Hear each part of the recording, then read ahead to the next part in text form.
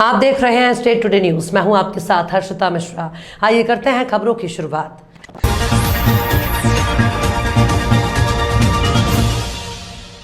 हरा भरा मध्य प्रदेश अभियान को लेकर आज कटनी जिले के विजय राघवगढ़ विधानसभा में बाइक रैली कर खितौली मंडल के मंगल भवन खितौली में सामूहिक सभा मंडल कार्यकर्ताओं का मिलन समारोह किया गया, जिसमें वरिष्ठ भाजपा नेता और विधायक प्रतिनिधि काशी गुप्ता का सभी युवा तरुणाई को आत्मीय मार्गदर्शन प्राप्त हुआ। साथ ही वरिष्ठ भाजपा नेता रामशंकर गुप्ता और भारतीय जनता युवा मोर्चा के जिला महामंत्री डॉक्टर जगदीश गुप्ता, जिला उपाध्यक्ष शिवम पांडे, जिला मंत्री नवल चतुर्वेदी, मंडल के महामंत्री मनोज तिवारी, महामंत्री प्रकाश सिंह, सरपंच सुखसेन सिंह, पूर्व सरपंच चिंतामणि विश्वकर्मा और समस्त मंडल अध्यक्षों की गरिमामय उपस्थिति में वृक्षारोपण कर हरा भरा वृक्षारोपण अभियान को सफल बनाने सभी कार्यकर्ताओं से आग्रह किया गया।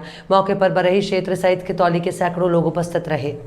सर, यह कार्यक्रम जो किया जा रहा है, इसके तहत किया जा रहा है। आज बिजरावगढ़ विधानसभा के संयुक्त कार्यक्रम में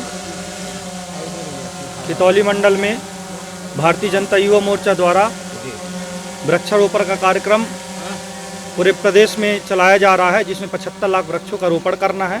उसी निमित्त कटनी जिले में भी वृक्षारोपण का कार्यक्रम निरंतर 11 सितंबर से 2 अक्टूबर तक चलेंगे। इसी तारतम्य में आज खितौली मंडल के खितौली में वृक्षारोपण का कार्यक्रम रखा गया, जिसमें सभी वरिष्ठों के साथ सभी संयुक्त मोर्चों के मंडलों के अध्यक्षों के साथ पूरी टीम और के साथ खितौली में वृक्षारोपण का कार्यक्रम किया जा रहा है। अपना नाम बता दीजिए। डॉक्टर जगदीश गुप्ता, जिला महामंत्री भारतीय जनता युवा मोर्चा कटनी।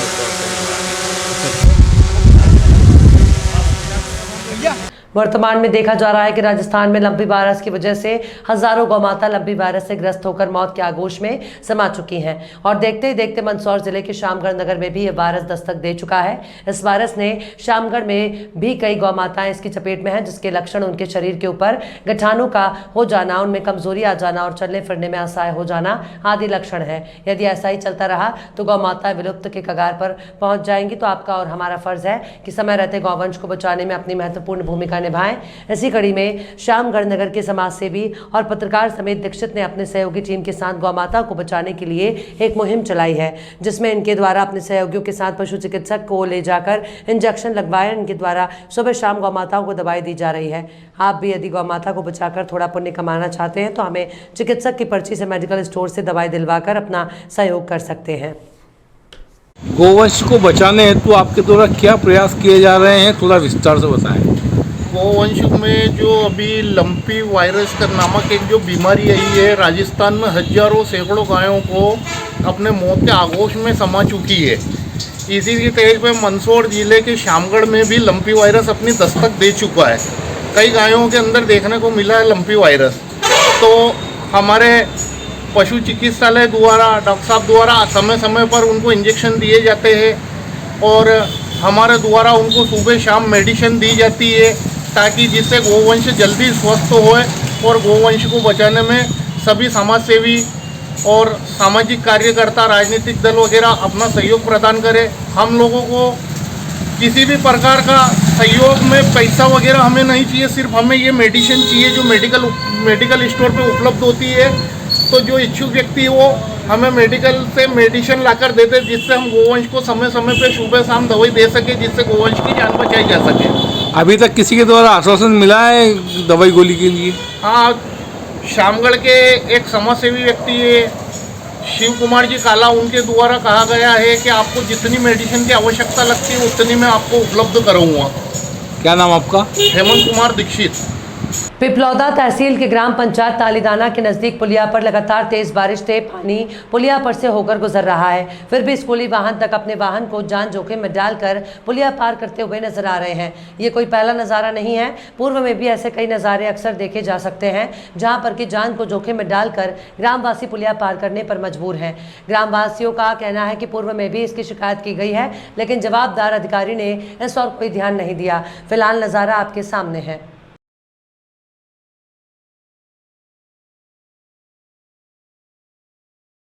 बलिया नगर पालिका परिषद में तीसरे दिन भी 6 महीने का बकाया वेतन ईपीएफ को लेकर संविदा और आउटसोर्सिंग कर्मचारियों का आमरण अनशन रहा जारी। कर्मचारियों के साथ नगर पालिका प्रत्याशी निशित श्रीवास्तव निशु में इस धरने में बैठे संरक्षक भारत भूषण ने बताया कि जब तक हम लोग की मांग पूरी नहीं होगी तब तक हम लोग धरने पर रहेंगे। तो वहीं निशित ने भी बताया कि आप लोग के साथ हमेशा हम दमखम के साथ खड़ा रहेंगे। आपको जहां भी जरूरत लगे आप हमें याद कीजिए, हम आपके साथ कदम से कदम मिलाकर चलने का कार्य करेंगे। अनशन पर मुख्य रूप से हृदय नारायण गुप्ता, विवेक सिंह, प्रकाश पटेल, नीरज गौड़, रणजीत सिंह, रितेश रमेश, सुनील कुमार, संतोष दानेश, राजेश पांडे, उमेश पांडे, अशोक कुमार, विवेक गुप्ता, हरे राम, सुनील गुप्ता और सैकड़ों लोग मौजूद रहे।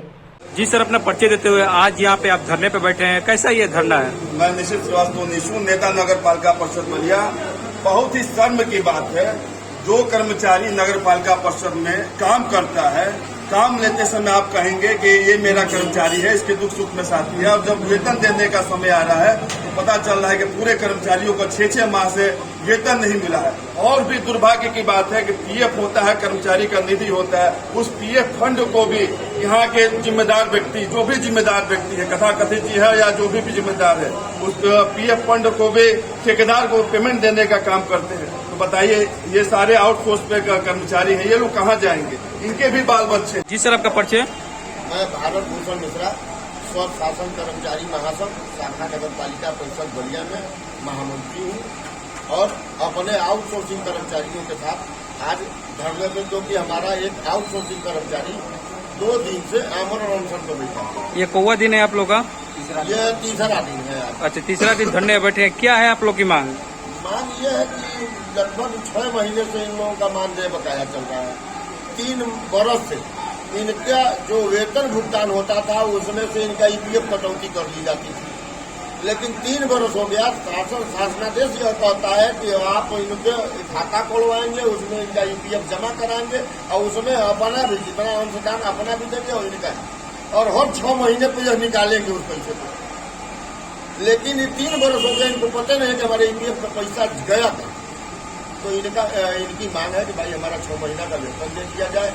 भारतीय किसान संघ के राष्ट्रव्यापी ज्ञापन दिवस कार्यक्रम के अंतर्गत भारतीय किसान संघ माखन नगर के प्रमुख कार्यकर्ता और पदाधिकारियों ने तहसील शाखा अध्यक्ष ओमकार सिंह राजपूत और तहसील मंत्री दामोदर पटेल के नेतृत्व में तहसीलदार माखन नगर को राष्ट्रव्यापी समस्याओं से संबोधित, प्रधानमंत्री राष्ट्रव्यापी समस्याओं से संबोधित, मुख्यमंत्री मध्य प्रदेश और किसानों की स्थानीय समस्याओं से संबोधित ज्ञापन तहसील प्रांगण में सौंपा है, जिसमें स्थानीय समस्याओं के तत्काल निराकरण की मांग संगठन के पदाधिकारियों ने की है।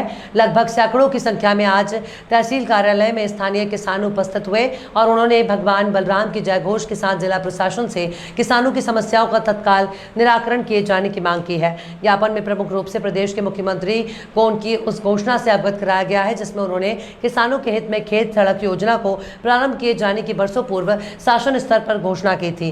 किसानों का कहना है कि खेतों में सड़क के अभाव के कारण किसानों को अनेक समस्याओं का सामना तो करना ही पड़ता है, साथ ही ग्रामीण क्षेत्रों में असंतोष की स्थिति भी निर्मित होती है। किसानों का कहना है कि स्थानीय समस्याओं के साथ उक्त प्रमुख मांग को प्रदेश स्तर पर शीघ्र लागू किया जाए। हम पिछले 5 साल से यही कहना है निवेदन, परंतु उसकी किसी प्रकार की कोई कार्रवाई नहीं हुई। चौथा, तहसील अंतर्गत अधिक वर्षा के कारण नदी नालों में लगे ग्रामों के किसानों की फसलों को नुकसान हुआ है। शीघ्र सर्वे कराकर पीड़ित किसानों को मुआवजे एवं बीमा का लाभ दिलाया जाए। खबरों में फिलहाल इतना ही। और भी खबरों के अपडेट्स के लिए आप देखते रहिए स्टेट टुडे न्यूज।